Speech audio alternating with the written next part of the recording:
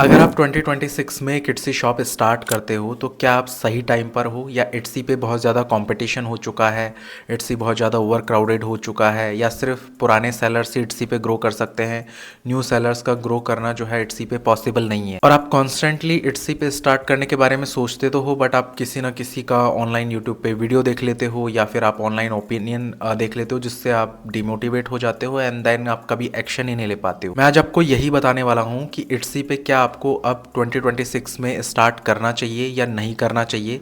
अगर स्टार्ट करना चाहिए तो फिर किन्हें स्टार्ट करना चाहिए और क्या इट्सी पे सेल करने के कुछ बेनिफिट्स हैं भी या नहीं। So hi, my name is Ankit and अगर आप इस चैनल पे नए हो तो मैं आपको बता दूं कि हम पिछले काफ़ी टाइम से जो है इट्सी सेलर्स के साथ में काम कर रहे हैं and I have worked at Etsy.com for almost like 4 years and currently we are helping Etsy sellers to grow their business on Etsy. So हम डायरेक्टली इस क्वेश्चन पे आते हैं कि क्या 2026 में Etsy शॉप स्टार्ट करना वर्थ इट है भी या नहीं है।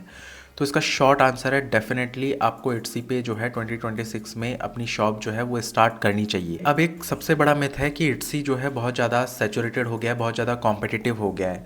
यहाँ पे आपको एक चीज़ समझनी पड़ेगी कि मार्केट्स जो है वो कंपटीशन से ख़त्म नहीं होते हैं। मार्केट्स तब ख़त्म होते हैं जब बायर्स आना जो है वो बंद हो जाते हैं। और Etsy के इस टाइम पे एक्टिव जो बायर्स हैं वो 90 मिलियन से अबव है, 95-96 मिलियंस के अराउंड जो है Etsy पर एक्टिव बायर्स हैं। और Etsy के नहीं, हर एक ई कॉमर्स प्लेटफॉर्म के बायर जो है वो एवरी ईयर बढ़ ही रहे हैं। जो चीज़ सैचुरेटेड है वो ये है कि कॉपी पेस्ट प्रोडक्ट्स कुछ सेलर्स करते हैं, लेज़ी लिस्टिंग्स मतलब कि फटाफट फॉर्मेलिटी के लिए लिस्टिंग्स कर दी, ज़ीरो रिसर्च। तो अगर आप इस टाइप के सेलर हैं जो कि अगर आप कोई रिसर्च नहीं करते हैं, कोई एफर्ट आप नहीं डालेंगे तो डेफिनेटली फिर आपके लिए कंपटीशन बढ़ ही गया है। लेकिन अगर आपका प्रोडक्ट बहुत यूनिक है, आप किसी स्पेसिफिक बायर की जो प्रॉब्लम है उसको सॉल्व करते हो, तो डेफिनेटली Etsy जो है वो इस टाइप के सेलर्स को रिवॉर्ड करेगा ही करेगा। जो कंपटीशन होता है या सैचुरेशन जो होता है वो लेजी टाइप के जो सेलर्स होते हैं उन सेलर्स को बाहर करता है। जो सीरियस सेलर्स हैं, डेफिनेटली Etsy भी चाहता है कि अच्छे सेलर्स जो हैं वो उनके प्लेटफॉर्म पे हो। अगर अच्छे सेलर्स उनके प्लेटफॉर्म पे होंगे तो बायर का एक्सपीरियंस उतना ही अच्छा होगा और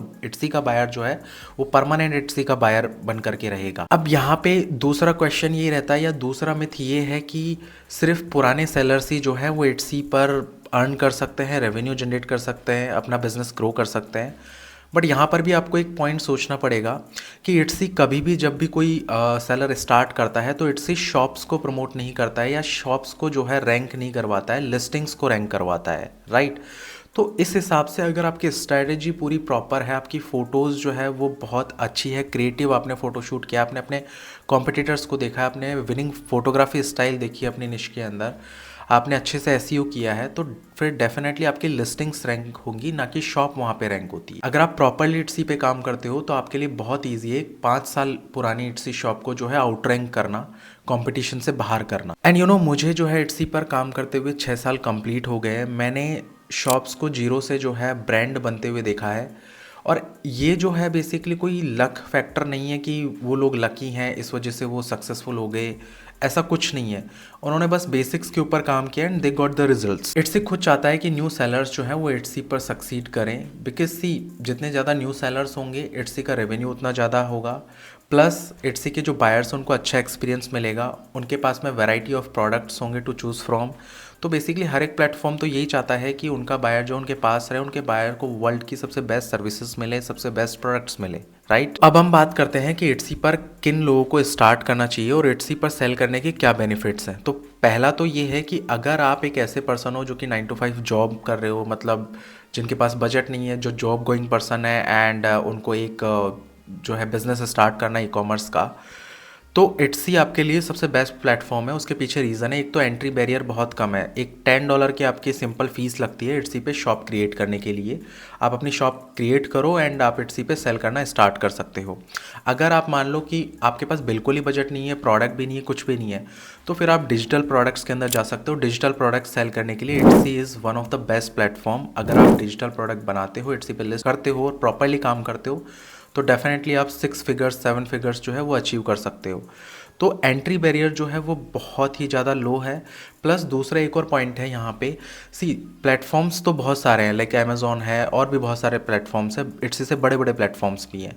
बट यहाँ पे पॉइंट ये है कि एंट्री बैरियर के साथ साथ में Etsy पे काम करना, Etsy का जो इंटरफेस है वो भी बहुत ईजी है। अगर आप अभी अमेज़ॉन पे जो है काम करने जाओगे तो आपको फुल टाइम उसको देना पड़ेगा। आप अपनी जॉब के साथ में अमेज़ॉन भी मैनेज कर लें, फ्लिपकार्ट भी मैनेज कर लें और बहुत सारे जो अदर प्लेटफॉर्म्स हैं वो आप मैनेज कर लें, वो थोड़ा सा हैक्टिक हो जाएगा बिकॉज उनका इंटरफेस अगर इट्सी के कंपैरिजन में हम बात करें तो उतना ईजी नहीं है उन प्लेटफॉर्म्स को ऑपरेट करना। इट्सी अगर आप देखोगे बहुत सिंपल टू यूज़ है और बिगिनर फ्रेंडली प्लेटफॉर्म है। और अगर आप एक ऐसे पर्सन हो जो ऑलरेडी डोमेस्टिक मार्केट में सेल कर रहे हो बट बाहर उनको अब एक्सपोर्ट भी करना स्टार्ट करना है, तो भी इट्सी आपके लिए बेस्ट प्लेटफॉर्म है। इट्सी पर अगर आप सेल करते हो तो ऑब्वियसली आपको यूएसए, यूके, यूरोपियन मार्केट से जो है सेल्स आती है। तो आप अगर बाहर एक अच्छा ब्रांड और बिजनेस बिल्डअप करना चाहते हो तो भी इट्सी आपके लिए एक बहुत अच्छा प्लेटफॉर्म है। अगर आप ऑलरेडी इंडियन मार्केट में सेल कर रहे हैं तो भी इट्सी पे आपको जाना चाहिए। और बेनिफिट्स जो मैंने आपको बताए हैं already 93-95 millions plus active buyers हैं। इट्स ए ट्रस्टेड और इस्टेब्लिश प्लेटफॉर्म है बिकॉज सी अगर आपका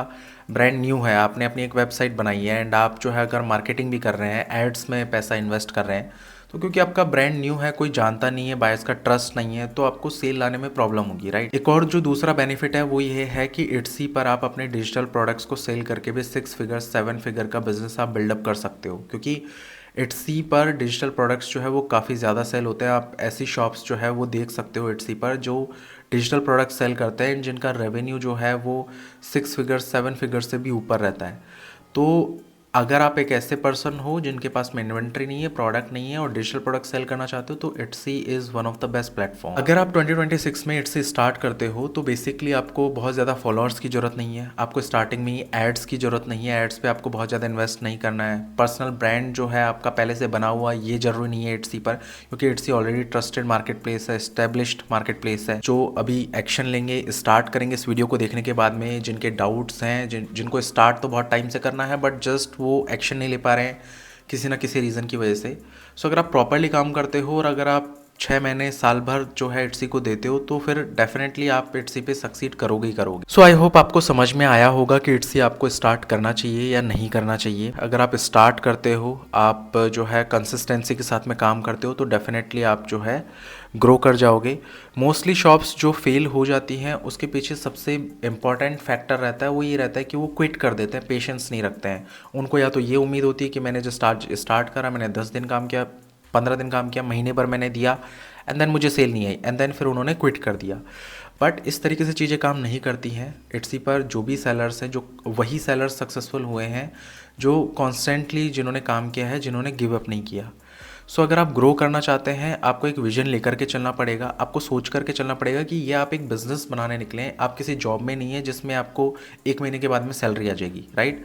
आपको 6 महीने साल भर का टाइम देना पड़ेगा इट्सी को अगर आप एक लॉन्ग टर्म इनकम के रूप में बिल्डअप करना चाहते हैं तो। सो आई होप आपको वीडियो पसंद आया होगा। अगर आपको पसंद आया तो डेफिनेटली आप वीडियो को लाइक करो, ठीक है। इसी टाइप का कंटेंट जो है वो आपको देखने को इस चैनल पे मिलता रहेगा, तो आप चैनल सब्सक्राइब कर लो। आपकी इससे रिलेटेड कोई क्वेरी है तो आप कमेंट कर सकते हो, प्लस वीडियो को शेयर जरूर कर देना। मिलते हैं नेक्स्ट वीडियो में, तब तक take care and bye bye.